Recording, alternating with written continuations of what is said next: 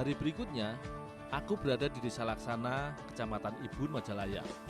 Desa ini adalah sentra pengrajin makanan tradisional yang disebut borondong. Sebutan setempat untuk menyebut cemilan yang dibuat dari beras ketan yang disangrai hingga pecah. Nah Bu, mari saya gantiin Bu. Ya. Gabah harus dimasukkan ke dalam kuali tanah sedikit demi sedikit. Takaran yang digunakan adalah takaran kecil dari geraseng. Kira-kira sekali menyangrai, banyaknya gabah adalah 1/10 liter. Sesaat setelah dimasukkan ke dalam kuali, aku harus langsung mengaduknya dengan ikatan merang padi. Dengan cara ini, gabah yang ada di dalam kuali tidak akan hangus. Namun beberapa detik kemudian, gabah akan pecah saking panasnya udara di dalam kuali. Pecahnya gabah ini terlihat dari munculnya warna putih pada gabah. Jika sudah begini, aku harus menutup lubang kuali dengan ikatan merang yang lebih lebar. Dengan begini, gabah yang telah matang dan pecah tidak meloncat keluar kuali. Tidak sampai 1 menit, gabah yang ada di dalam kuali sudah harus kita angkat supaya tidak hangus.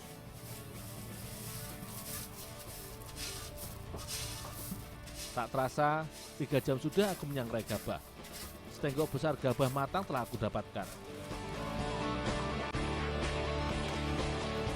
Gabah yang telah disangrai, kemudian aku satukan dengan gabah lain yang telah disangrai. Pengolahan berondong ketan di Ibun kapasitasnya cukup besar. Salah satu contoh di tempat berondong Mak Irah ini. Setiap hari, setidaknya akan diolah 1 kuintal berondong ketan.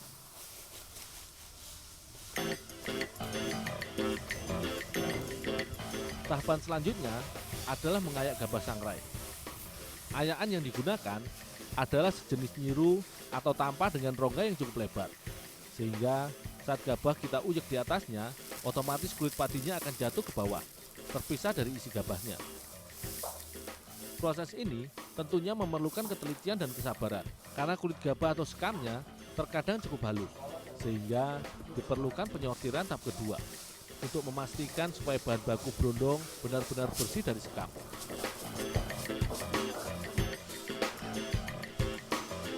Berondong putih akan dicampur dengan air gula merah dalam takaran tertentu. Baru kemudian akan diaduk-aduk sambil ditekan berulang kali. Adonan yang sudah saling melekat ini kemudian akan dicetak dengan dimasukkan ke dalam cangkir keramik kecil. Lalu ditekan-tekan dahulu supaya padat. Bentuk berondong ini adalah bentuk paling klasik yang dibuat oleh masyarakat Ibun. Namun terkadang pengrajin berondong juga mendapatkan pesanan khusus, yaitu mencetak berondong dengan bentuk ikan mas. Ini adalah berondong yang khusus akan dipakai di hajatan warga Ibun. Untuk cetakan khusus ini, butiran berondong akan ditambahkan cairan gula pasir sebagai perekatnya. Membuat berondong bentuk ikan memerlukan cetakan tersendiri. Yang harus diperhatikan adalah kekuatan kita dalam menekan-nekan adonan. Tekanan yang kurang kuat akan membuat berondong mudah hancur. Jadi, meski terkesan mudah, mencetak berondong ini perlu kepekaan yang tinggi dalam mengukur tenaga dalam menekan bahan pada cetakan. Jika sudah jadi, cetakan tinggal dilepas, dan berondong bentuk ikan pun siap untuk dikeringkan. Duh, ini ikan jemur. Oh ya Bu.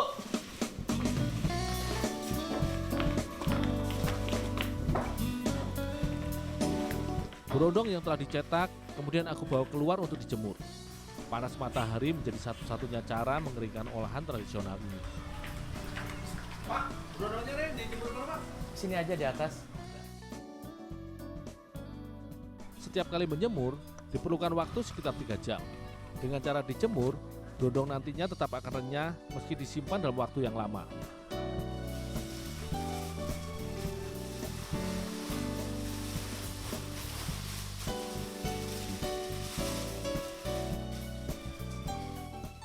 Mengemas berondong dilakukan pada hari yang sama setelah kering. Kemasan yang umum dibuat adalah kemasan plastik panjang. Dalam satu plastik akan berisi 18 atau 19 berondong. Barulah terakhir plastik akan diikat di bagian ujungnya. Harga berondong bervariasi, antara 5 hingga Rp10.000 per kantongnya.